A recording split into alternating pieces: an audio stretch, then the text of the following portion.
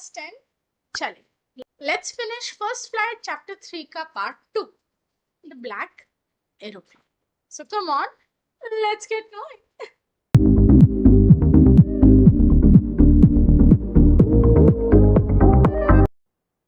हाँ जी, सो हमने जाना कि कैसे humans have always dreamed of conquering the skies, right? आसमान की ऊंचाइयों को हमें छूना है। तो इस पार्ट में हम पढ़ेंगे the story of a pilot जो स्टॉर्म क्लाउड्स में हो जाते हैं। घने घने बादलों के बीच आसमान में वो भटक जाता है। तो क्या वो सेफली लैंड कर पाता है? और अगर हाँ, तो उसकी मदद ऐसे में कौन करता है? Let's find out. So as characters, we have two pilots here. One pilot of the old Dakota, जो main character है। दूसरा pilot of the black aeroplane। वे कौन है और क्या है? Let's find. The moon was coming up in the east behind me, and stars were shining in the clear sky above me. तो हमारे पायलट साहब क्या कह रहे हैं कि भाई पीछे से सूरज आ रहा था, तारे टिमटिमा रहे थे। There wasn't a cloud in the sky. आसमान में एक भी बादल नहीं था। मैं बहुत खुश था to be alone high up above the sleeping countryside. मैं बहुत खुश था उस स्लीपिंग कंट्री साइड के ऊपर अकेला वो प्लेन उड़ाता। मैं उड़ा रहा था मेरा ओल्ड डकोटा एयरप्लेन, एंड मैं इस वक्त फ्रांस के ऊपर से गुजर रहा था वापस इंग्लैंड पहुंचने के। I was dreaming of my holiday. मुझे बड़े टाइम बाद छुट्टी लेने का मौका मिला था, एंड मैं वेट कर रहा था अपनी फैमिली के साथ वो टाइम स्पेंड करने के लिए इंग्लैंड में। मैंने अपनी घड़ी देखी, रात के 1:30 बज गए थे। तो मुझे लगा that I should call Paris control soon. तो मैंने देखा अपनी एरोप्लेन की नोज के बियॉन्ड कि मुझे एक बड़ा सा शहर दिख रहा है जिसमें बहुत सारी लाइट्स चमचमा रही। तो मुझे पता चल गया कि मैं पेरिस के ऊपर से उड़ रहा। तो मैंने अपना रेडियो स्विच ऑन किया एंड बोला, Paris control, Dakota DS 088 here, मेरा कोड है, can you hear me? I am on my way to England, over. तो उन्होंने पेरिस कंट्रोल को ये मैसेज दिया, एंड पेरिस कंट्रोल की तरफ से रिस्पॉन्स आया, DS 088, I can hear you. You ought to turn 12 degrees west now. DS 088, oh, अभी क्या था? यूजुअली पायलट्स जब भी फ्लाई करते हैं, ऑब्वियसली आसमान में डायरेक्शन के साइंस नहीं है, राइट? तो उन्हें कोई ना कोई गाइड करने वाला होना चाहिए कि वो सही पाथ पे है भी या नहीं। तो इसीलिए वो जिस भी जगह के ऊपर से गुजर रहे होते हैं, they try to contact the nearest control station, और उनके साथ रेडियो सिग्नल्स के थ्रू वो बात करते हैं कि और अपनी बात करते हैं और अपनी डेस्टिनेशन के बारे में उन्हें बताते हैं, ताकि वो लोग रडार में चेक कर सके कि क्या ये प्लेन सही डायरेक्शन में मूव कर रहा है या नहीं। इसी तरह हमारे पायलट ने भी पेरिस कंट्रोल से बात की और उसे बोल दिया गया कि इंग्लैंड पहुंचने के लिए उसे 12 डिग्री वेस्ट की तरफ मुड़ना। तो पायलट जी ने मैप और कंपास चेक किया, अपना सेकंड और last fuel tank switch over किया, और अपनी डकोटा को 12 डिग्री वेस्ट की तरफ घुमाया। अब वो बस इमेजिन कर रहा है कि भाई मैं ब्रेकफास्ट टाइम तक तो घर पहुंच ही जाऊं।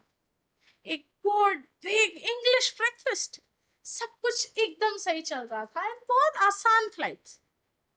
इतने में ही रियलाइजेस कि पेरिस पार किए अभी 150 किलोमीटर ही हुआ था कि मुझे बादल दिखने लगे। स्टॉर्म क्लाउड्स, घने काने बादल। दे वर ह्यूज, बहुत बड़े थे वो। They look like black mountains जो मेरे रास्ते में आ गए थे आसमान में।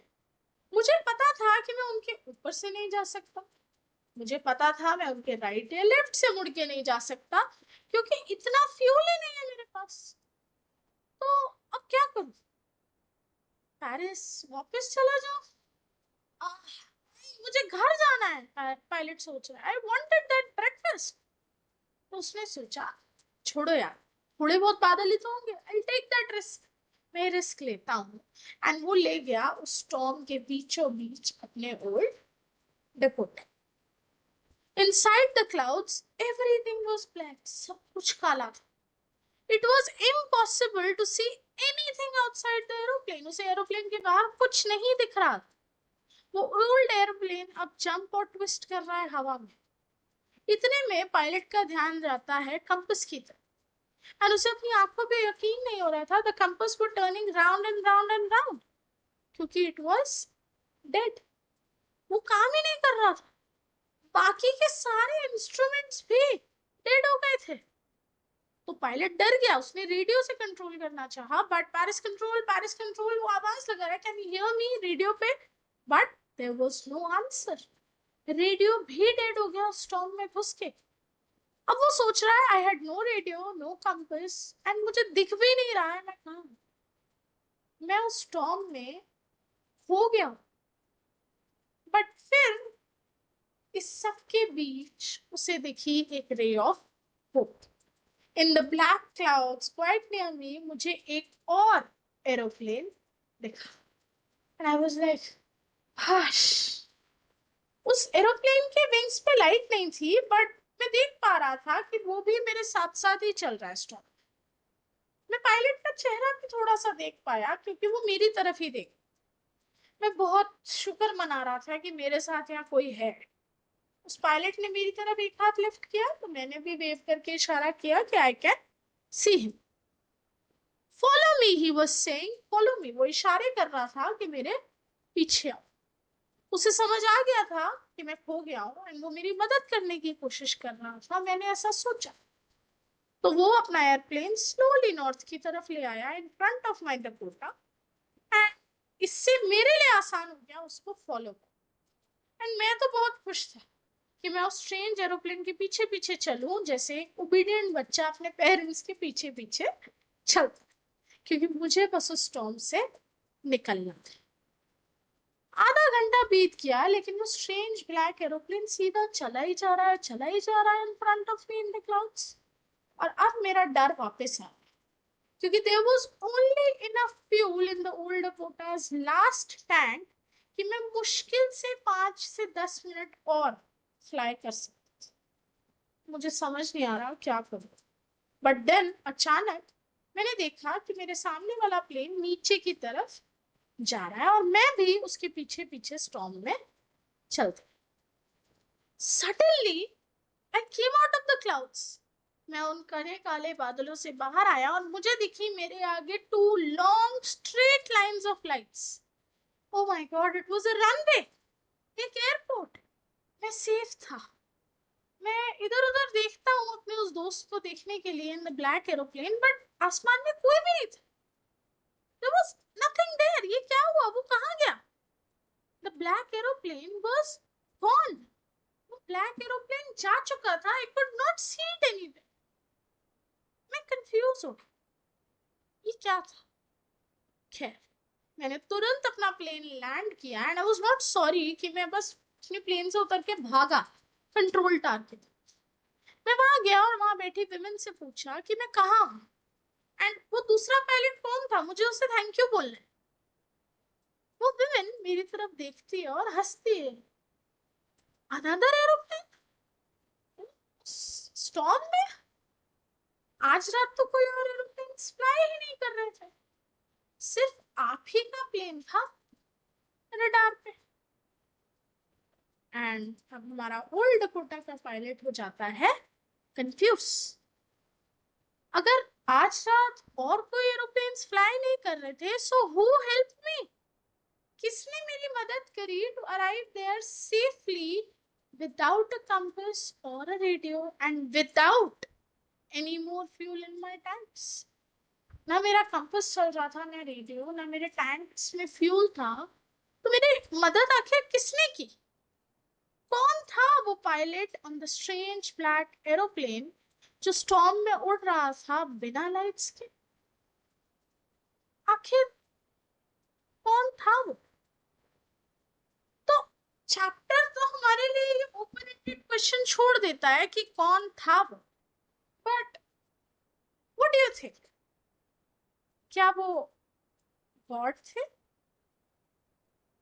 वो जो हमें हर मुसीबत से बचाते हैं? क्या लगता है आपको, कौन थे वो? द मोस्ट ऑब्वियस रिस्पॉन्स जो मुझे लगता है आपसे मिलेगा वुड बी गॉड। क्योंकि जब हम भटक जाते हैं, खो जाते हैं, और हमारे आसपास कोई नहीं होता हमारी मदद करने के लिए, सिर्फ भगवान ही तो हमारा सहारा बनते हैं। किसी न किसी रूप में वो हमें रास्ता दिखाते हैं और उस रास्ते पे आगे चल देते हैं। या क्या वो खुद ही अपनी मदद कर रहा था?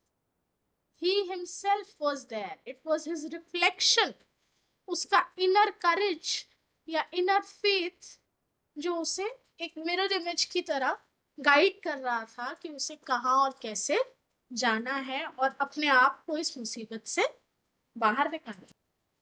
सो क्या हो सकता है ये वो खुद ही था? Who knows? चैप्टर एक ऐसे एंड पे छूटा है जहां आप डिसाइड कर सकते हो based on your beliefs and understanding कि किसने हेल्प की। कौन था वो pilot of the black aeroplane जिसने हमारे pilot of the old Dakota को सेफली लैंड करने में मदद की। खैर, इसी नोट पे I will wrap up this lesson. Keep thinking and accordingly frame your answers in your exams about this. Okay, मिलूंगी आपसे अगले हफ्ते, तब तक के लिए बाय बाय।